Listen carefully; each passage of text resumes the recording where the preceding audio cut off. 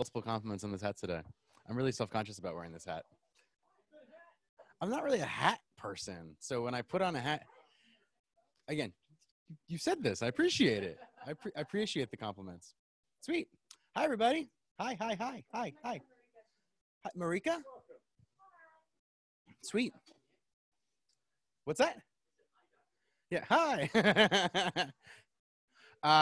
Cool. So we'll get going. Today, town hall today, I think we're gonna keep kind of casual, a little more hopefully interactive versus us, announcing things, talking about things that are going on. There's a little bit of background I want to give on this thing that's on the wall here, but also make it more like an activity. So if people want to join us partway through, that's fine. Something we can continue through the night, but ultimately, I am the thing between you and eventually food and drinks as well. So we're going to keep this casual and short, brief as well.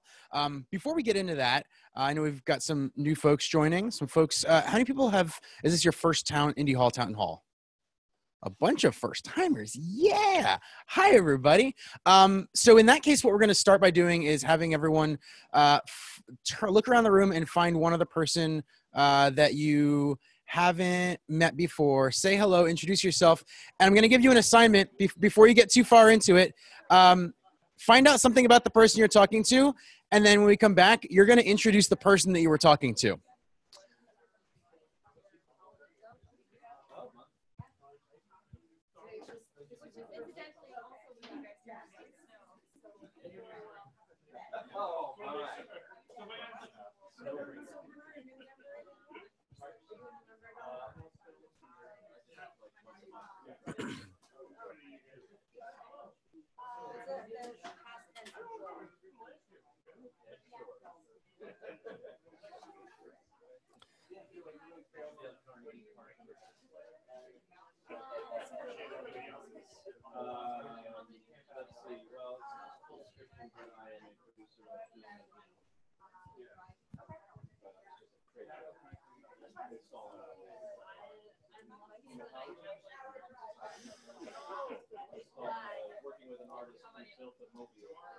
So I'm going to give everyone another 30 seconds or so. And then if you haven't switched introducing yourself to the other person, go ahead and do that.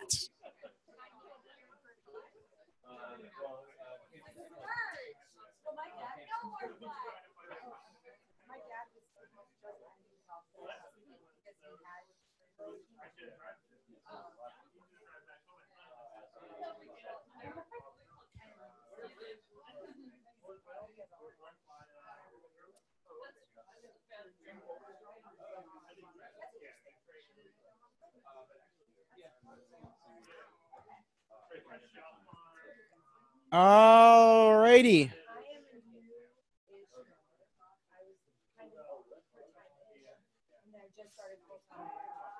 Yeah.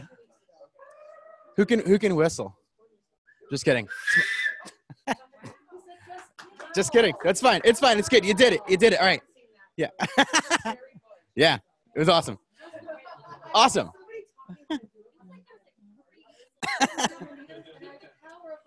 So after town hall, Corinne's going to teach everyone how to whistle. But in the meantime, I would love some folks. What's that? Yeah, 20. Yeah, teach people how to whistle and towards a donation. Kathy's in heavy duty recruitment mode tonight, and I like it. So I want to get a couple of people to volunteer to introduce the person that you just met to the rest of the room. So who would like to give that a shot? Sean. Yeah. Probably right. Probably right. Yeah. Awesome. Vanessa. Yay.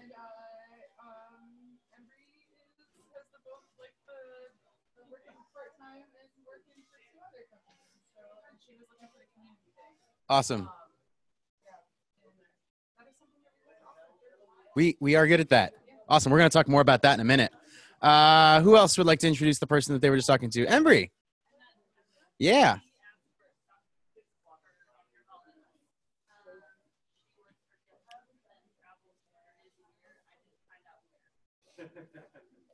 The answer is everywhere. How much like distance do you have to go to be considered travel? I would have to say bring a suitcase. Okay, that's fair. Yeah. That like loner and wears a desk and then carries a duffel bag.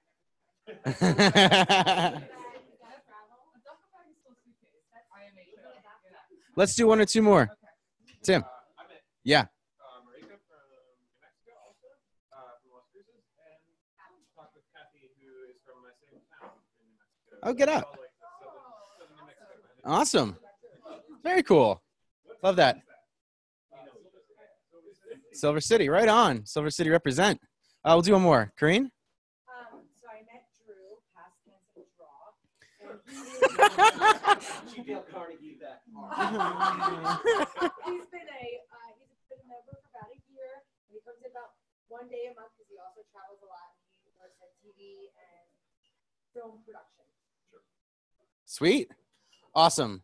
Well, we'll have lots more time to hang out again when we're done with Town Hall, get to food and drinks. I want to thank everyone for either coming out in the snow or getting here and dealing with the snow later. So we've done so many different kinds of town halls in the past. In the last year, it's been a lot of catching up on things that have been going on so people know what's happening, or giving people information about what's happening in the future. As we get to nearing the end of the year, we start getting a little more reflective, thinking about what's coming up in the new year. What do we want to be working on? And I guess it was about 3 weeks ago, me, Adam, and Sam took a day, went out to Lancaster, visited our friends at the Candy Factory, which is a really awesome co-working space right in downtown Lancaster, and spent some of the day thinking about what's coming up in the new year. And one of the questions that we've been sort of asking ourselves is how we talk about ourselves as a community, how we talk about the people that are here, how you talk about this place that you come, whether it's once a month or you come here every day, or even the folks that, watch a video afterwards, the people that will say, I'm a member of Indy Hall, even if they're almost never physically here. What does that mean to them? And to put a little bit of context on this and why I think this is an interesting conversation to be having is when we started co-working a decade ago, the word co-working was confusing to everybody, and that no one knew that it was a thing. And we had to sort of describe all kinds of, experiences, and people started using the word community. And now we have a new problem, is that more and more people are discovering co-working, and everyone's using the same words to describe really, really different experiences. And so, one of the things that's on deck for hopefully in the next few weeks or a month would be a new website for Indy Hall. So thinking about how do we describe Indy Hall today? How do we describe the community we're part of? How do we describe what it's like to come to work here? Why people actually choose to be here? And so rather than come up with anything too convoluted, we thought it would be fun to do something a little more interactive, almost like a group brainstorm, and started that over the last week with putting a piece of paper up here on the wall, asking the question, what words and phrases do you use to describe Indy Hall? And that's not just the place, Indy Hall, that's the reason that you're here, the kind of people that you meet. When you, do you describe to other coworkers, you describe to family and friends where you work. And some of it might be specific words, might be phrases, things like that. And just to read off some of the things that have been put up here already, things like dynamic or an unconventional family, home, a place where we could have a breakfast party called Hall and Oats, which is really very clever. Refreshing and rejuvenating. Meg had put up here a little bit before. Drew and I are chatting before about, I want to actually get to Drew's cluster in just a second because it's a really good example of where I like to head. I see down here acceptance, something here where I think it says no, everyone knows your name, coming home. So those things are kind of connected. Norm, cheers. It's a good one. Cheers. I'm going to write that down. And Drew, when we came over and started talking about this right before Town Hall, wrote down the word community. And I said to Drew, how would you describe Indy Hall if you weren't allowed to use the word community? Take that word off the table. And so that's sort of the mental exercise that I want to play with tonight. And tonight's just really the start of this, us being in the room together to be able to bounce things around. And I'm going to try and play scribe and write down some ideas. Is what kinds of things do you use to describe about the community, or why this community in particular? And so when Drew and I were going back and forth, and I said, well, if you had to use if you couldn't use the word community, how would you describe it? And he moved into, a co-working space that creates a sense of belonging. And so I really honed in on sense of belonging and said, well, what creates a sense of belonging to you, Drew? And started picking that apart. And there was an element of the things that created a sense of belonging for Drew, including an element of creativity. People here make things and people express their ideas and share those ideas, which is related to another bullet point below that, which was a sense of openness. And openness is related to co-working spaces are often used to describe the floor plan and the fact that there's not a lot of walls and private offices and things like that. But if you think about openness, the people in this community, that they're open to taking time for one another, to share what they know, share what they have. And if you think about what examples of that you've seen, or maybe when you've experienced it yourself, or what clues have you seen? Think about the first time you came in. How did you know this is the kind of place that I want to be? That's literally about as much as I want to set in terms of backdrop. And I'm curious if there's any words or phrases that have started percolating in your brain while I've been describing, both what's up on here and also sort of the reasoning behind wanting to sort of do this brainstorm together. Anybody got anything coming to mind? Zach? Yeah. Diversity. In the purest sense. So there's, obviously a bunch of different people from a bunch of different backgrounds, different countries, different ethnicities, and even like work backgrounds. I think one of the things that makes Indy Hall interesting is that there's not just, tech people that you talk to. There's people that do literally anything. Diversity of thought. That's it. I like that. I was gonna say doing things together. Alex, do you want me to describe so you can DJ? I don't know what MC. What's the word? Yeah, sure. MC. Thanks. Ooh, Zach. Clubhouse. Clubhouse is a really good one.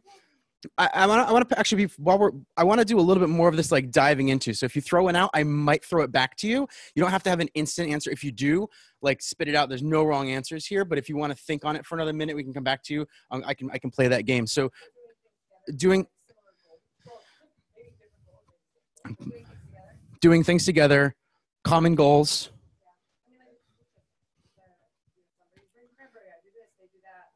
So common goals, common interest. I'm hearing like complementary sort of things.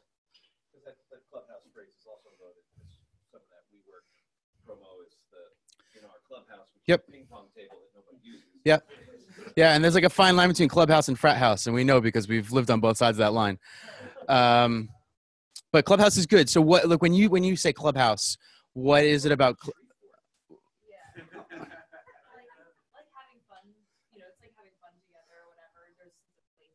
Yeah.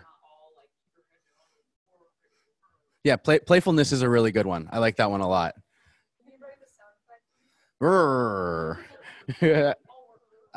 Jess, and then we'll go back to Sean. Tribe. Tribe's a really good one. Can you pull that apart a little bit? They all work together to support each other in certain ways. So tribe has to exist by supporting each other. So support is one of the key components of that tribe. I know we've talked a bunch about Sebastian Younger. Maybe we should read through and do like a little keyword analysis and see what words he uses and see what makes sense here. Sean. Yeah. Yeah. So sort of combined powers making something really cool together, really great together. Combined powers. I had a situation that happened the other day that I think is very like Indy Hall-ish. Yeah. So I started full time, so I had this desk, and people were like, "Oh, your desk looks like it just has a computer on it. Doesn't look like a full time." So I was like, "How do I make it look like a desk?"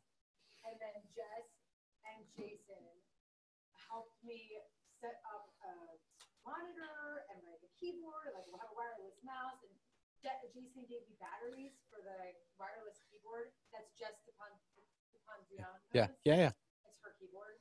I know that because I said Bluetooth. I'm like, oh. Do you know what this is reminding me of? Everybody know the fable Stone Soup, right? Where everybody has to bring an ingredient. Yeah. It's a little bit of like you're setting up your desk was kind of like Stone Soup. It didn't have a name on it. The monitor didn't have a name, but I don't know whose mouse it is. I think it might be Jason's mouse. Jess's keyboard. Yeah. With But I literally didn't do it. And then there's also the stand thing too. And a microphone that's not connected to anything. Yeah. The other word that leaps to my mind as you describe that, and stone soup for me conjures almost like a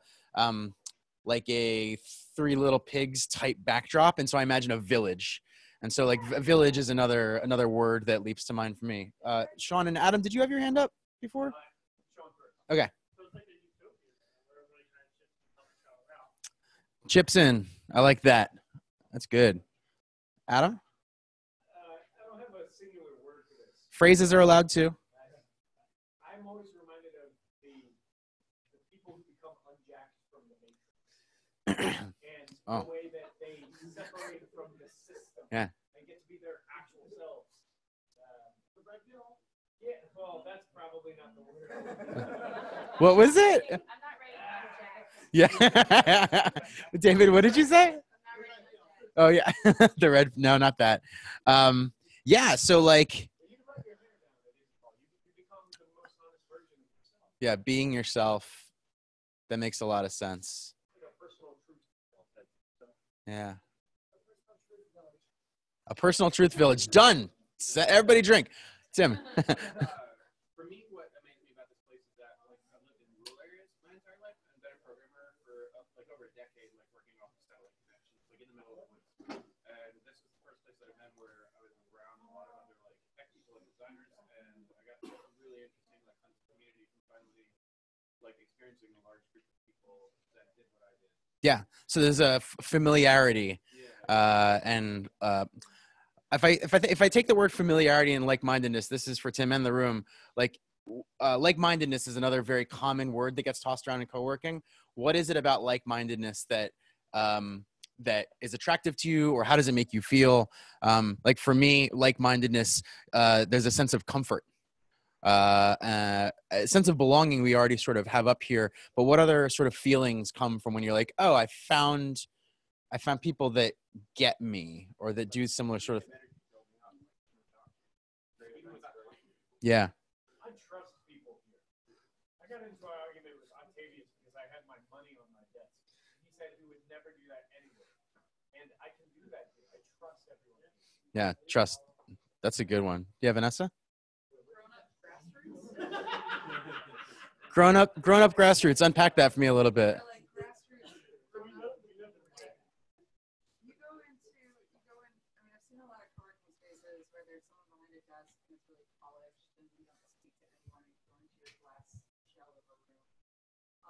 And you know what we do is not.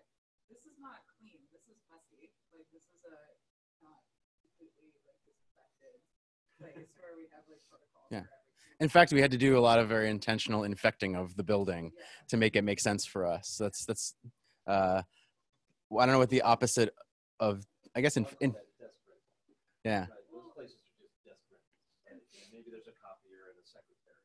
You're right. You don't talk to anybody. I've had one, and there's just nothing going on. And like I said to him, when I walked through the door, your 5 minutes is like, we're done.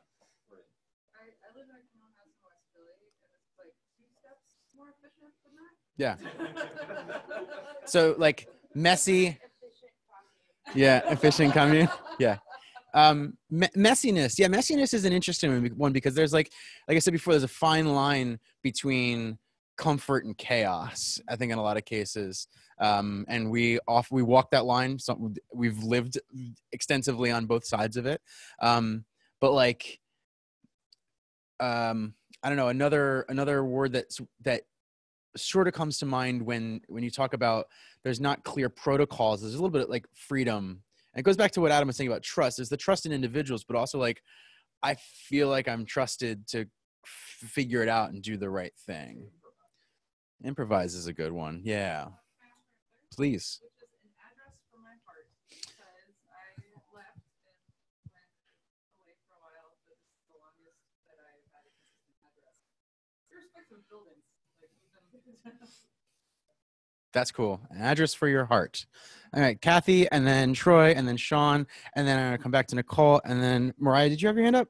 Oh yeah.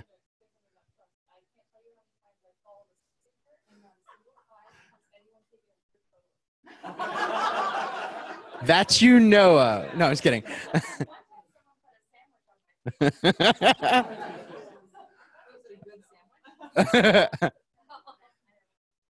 That's great. All right, I'm gonna try to remember. Kathy, then Sean, then Troy, then Nicole.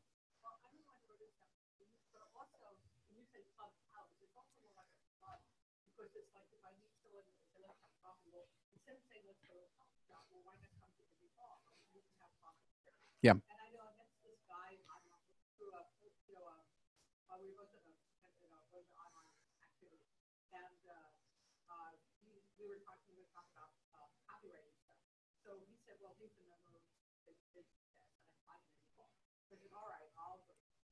There was no place to sit. There was no place. You couldn't even make a cup of coffee. I mean, here we were full of chairs. We would have over the aisle. We would have been a whole bunch of people. We'd at least have had a place to sit and talk. I mean, that's just shocking. That's not really forward. Yeah.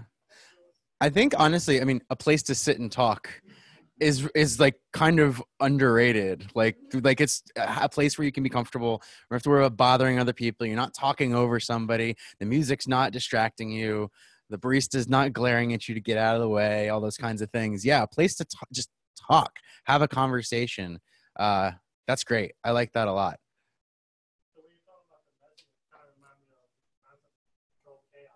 Mm-hmm. Controlled chaos. Always trying. Or like before Indy Hall was actually there was a couple of people in San Francisco that I was introduced to the idea of co-working with, and one of their like agency core values was to embrace the chaos. And they did a lot of like online community development for bigger corporations. And so one of their key messages was teaching big organizations that chaos is actually not there to be cleaned up. It's there for you to learn and understand, and like maybe help it create something good can come out of this if you embrace it. So embrace the chaos is it's in our roots. It's in our DNA. I like that. Troy. More co, less work. We do work. Yeah. But that's not why we're here. Right. You can work anywhere. We do work anywhere. Yeah. We're here really for the cooperation, the community, the collaboration, the opportunity to kind of break off and have a wide variety of conversation. And you don't even have to break off to hear. Like I hear talking all the time about AI, machine learning, and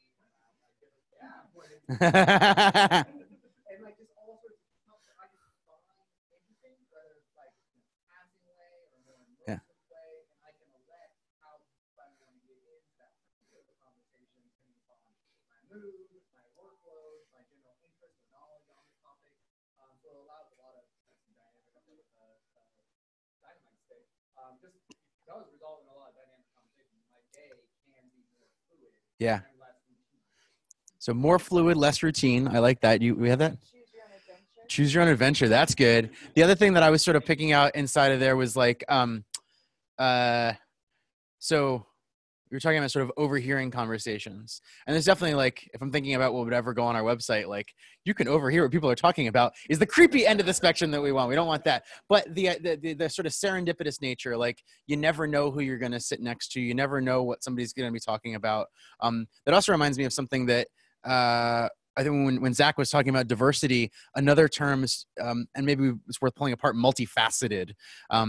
Everyone that I've ever met here, there's more to them than I will meet in the first 10 times that I have a conversation with them. Definitely the first time, but like there's people I've known for years that I'm still learning new things about, whether it's a hobby or a place that they lived or really literally anything. And some of those things we end up having in common. What's that? I was talking long enough that you could draw a Sprite. That's cool. Nicole, and then I'm going to go back to Matt. I was joking earlier today about how we should put some Narnia entrances in the phone booths, but I was just thinking now, like it kind of is like an adult Narnia when you walk in there. Please write adult Narnia. Yeah. Oh, please.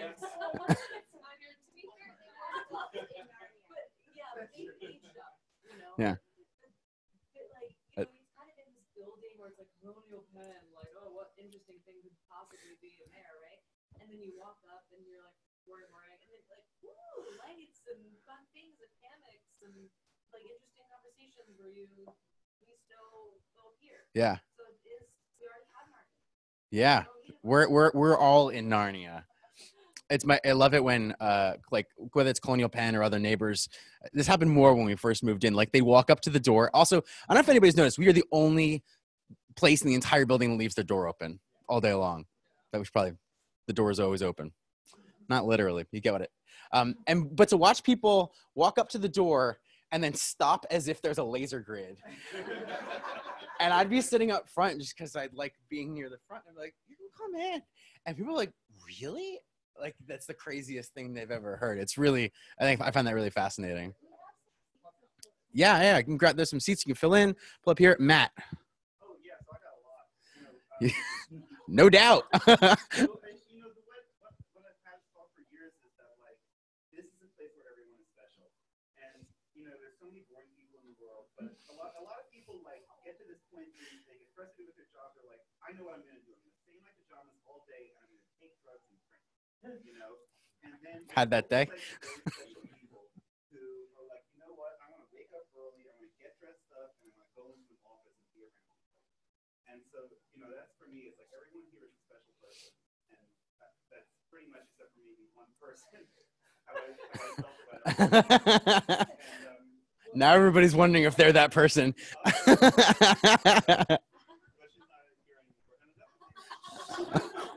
Moving on.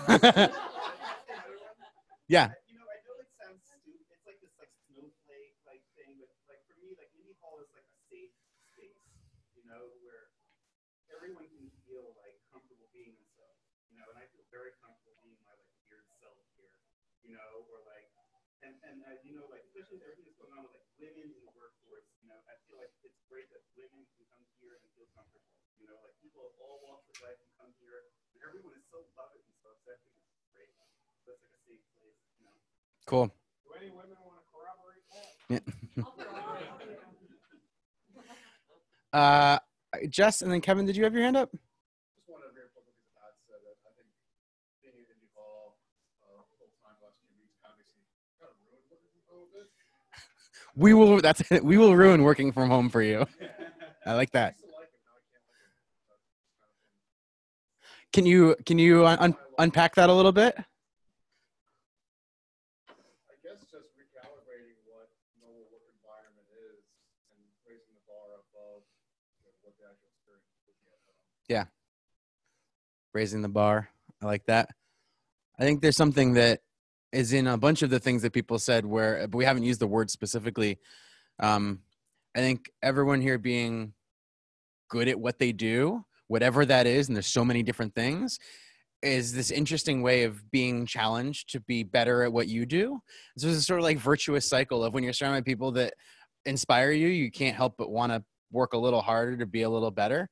I feel a lot of that. That's right on. Yeah, Jess. Those words in my mind are creative inspiration. Creative inspiration. I don't feel as inspired or as creative, but I come here and see so many different versions of what people want to express to the community or what they build or what they're working on, what they're doing. So I definitely feel like I get a lot of creative inspiration here. And I used to try and find that and search for that, but now it's like something much easier here. Yeah. Cool. Troy. I definitely get how it's easier to say Indy Hall than Indy Hall, but being here for the last almost 2 years now really does embolden my independence. I've always had a natural like rebellious and independent spirit. Yeah. Like being here, it actually, like you were saying, pushes me to go a little bit farther in my independence and try and become, both creatively and financially dependent upon than like whatever I'm entrapped to. And so yeah, just like it's in the name, but independence.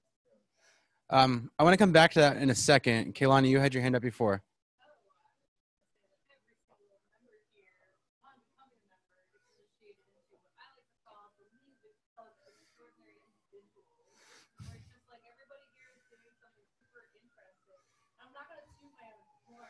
I'm used to out there in the real world being like sometimes the most like interesting person. Like sometimes my job as a travel writer like dominates the conversation. But here I feel like, oh, everybody is equally as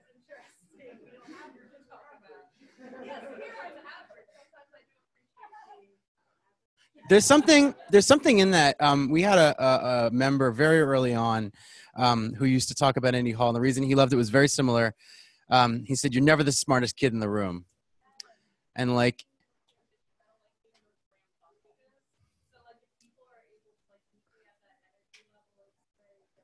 yeah, yeah, no, I'm way into that. Again, I love how many of these things are like they're things we used to say, but we kind of work their way out of the dialogues. This is good. This feels really good to me. Troy, I want to come back to independent for a second because one of the things that's been really interesting about Indie Hall's growth and evolution over the years is more and more people who work for other companies. And I think the word independent means different things in different contexts. Initially, it was freelancers, solopreneurs, small business owners, and things like that. But I see more and more people that are part of teams, but they're still independent minded, or they're seeking other elements of independence. You started to touch on, financial independence and sort of maybe I was reading between the lines a little bit, sort of like owning a path.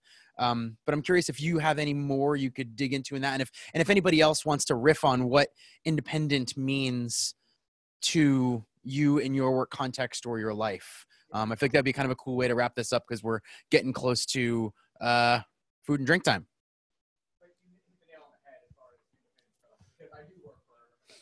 Yep.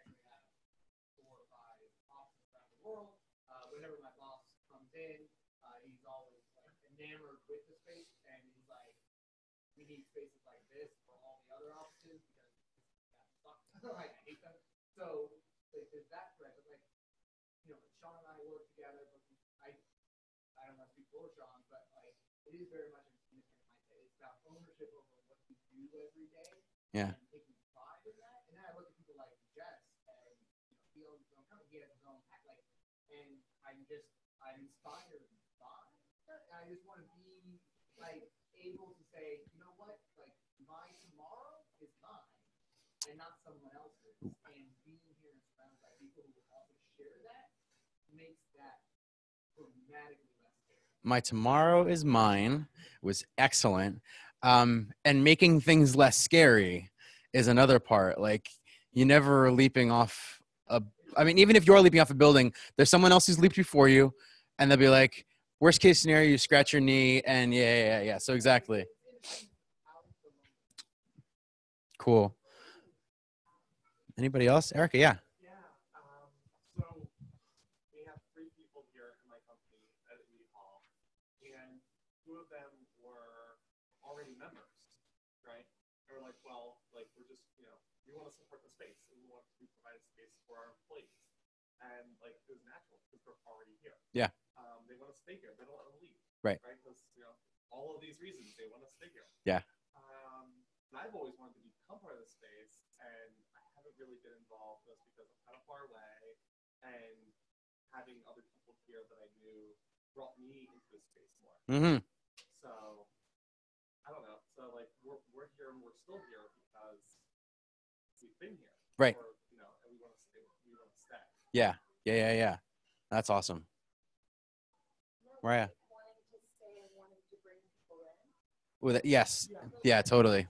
I think to your point, like wanting to be here. Like there's a lot of places, actually there's not a lot of places in the world full of people who go to work at places and they actually want to be there. And this is a remarkably large room full of people that are here because they chose to be here that day. And not that every day is like the best day ever because life, right? But like the ability to come in and, I've heard from people in the past, like you come in having a bad day, it's still worth coming in because there's a pretty good chance someone here is able to help you make it a good day if you're open to it. No one's going to force you or anything like that. But I think that that choice to be here is pretty special. It's awesome. Mariah.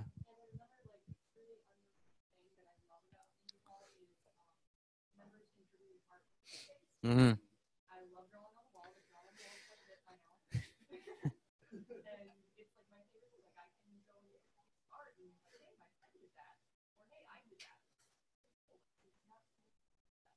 Is it it's not, it sounds like it's not just the art itself, but it's also like that both you and people like actually create something for the environment.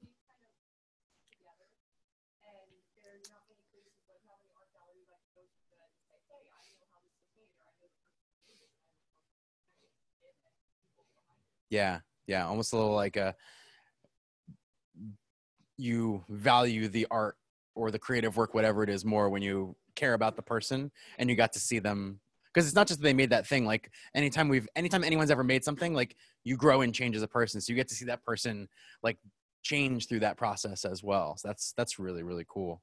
I want to get a couple more. This has been incredible, by the way. Thank you so much. Yeah. Okay. Like spits it out and it's cool because you can just like feel it evolving and like ebbing and you contribute, someone else contributes and just, you know, Yeah. Yeah. order that. It's always evolving. Never the same. Kathy.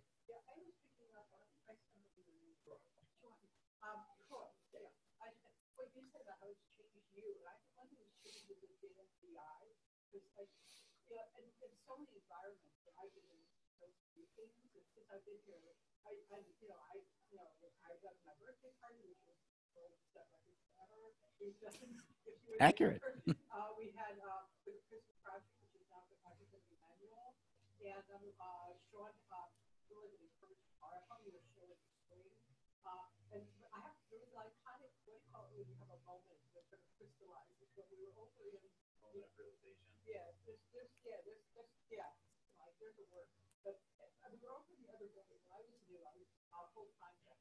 And we were at one of those parties. There was one young lady who I don't think she comes in really loudly. And people were really and they were writing things about waiting for that chat. In Slack, yeah. Not Slack. Oh, is it one of the other hip chat or something? One of the other people that were writing. Someone up to Tony, who is the mother, said, I'm not touching that. You guys work it out. And we had all these people. Actually, I was the one who said, oh, okay. And that was it. But it was just like the whole thing was, and you didn't have like the manager. You Yeah. just said, okay, so you guys do it. And I've never forgotten. Cool. We've got a lot of really good stuff up here. The lunch table of dreams. Like, you know, it's just always something different. You can sit down and it can just be like a solo journey where everyone else, or there can be like 12 people around you suddenly. It's definitely plug and play. Yeah. I feel like talking to people. Yeah. I used to be like triggered by lunch tables because of lunch table friend selection process. Totally. In middle school. There's a lot of a theory that a lot of people's like perception of why collaboration doesn't work in most workplaces is because the last experience people had was in grade school or maybe high school or college, some kind of collaboration scar tissue that made us actively avoid it or approach it as always on the defense. And it's pretty interesting to like watch people kind of figure out like, oh, collaboration can actually be like fun and feel good and all those kinds of things. Yeah. Matt. So yeah, I was just in this whole lunch table discussion. So when I was in college, like, I studied physics, all the physics kids would sit in the lunchroom for like hours and hours. And we would debate everything about physics, everything about math, and I like missed it so much for years and years. And then when I finally came here, I was like, oh, this is like, it reminds me so much of that. So maybe that's why sometimes I dominate conversation at the lunch table about science and stuff. But it like really like fills that void that I had in my life for years after college. I think this is our dim sum. Hang on one second. This is Alex. This phone call is being recorded. Hello? Hello? All right. Troy, and then we'll wrap up so I can find out where our dim sum are. I know a lot of people here, myself included, are probably socially awkward in certain situations, but here I've never seen that be the case, right? Like a lot of like the lunchroom kind of social anxiety comes from it's not so much collaboration, but you're trying to present something to society, like whatever that, however large that society is. But here, like we're all at the same lunch table, Yep. whether you're here or there, and I just feel like that level of inclusivity is something that's hard to like plan out. Yeah. This is definitely our dim sum. Hello, this is Alex. Yes. Are you downstairs? Okay, I'll be there. Can you come up? That would be great. On the third floor. 3. Third floor. It's 360. We're on the right when you come out of the elevator. Okay, bye. Dim sum. We'll be here momentarily. No, he's coming up. All right, so on that, since dim sum are moments away and all this delicious Mexican food is getting set up now, thank you for indulging this. Thank you for contributing to this.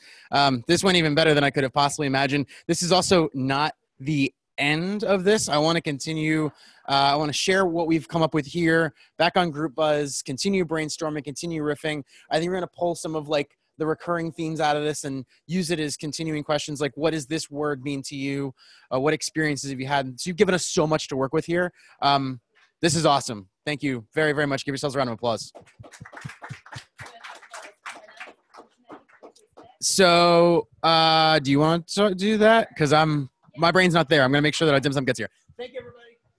So we'll break for a little bit to grab food, to grab a drink. They're setting up, but once they're done, help yourself. There's a cookie decorating station. Please, someone do it because I'm real excited about it. And then we'll like get everybody's attention again for Secret Santa, and Sock Swap will be after that. But yeah, thanks everybody.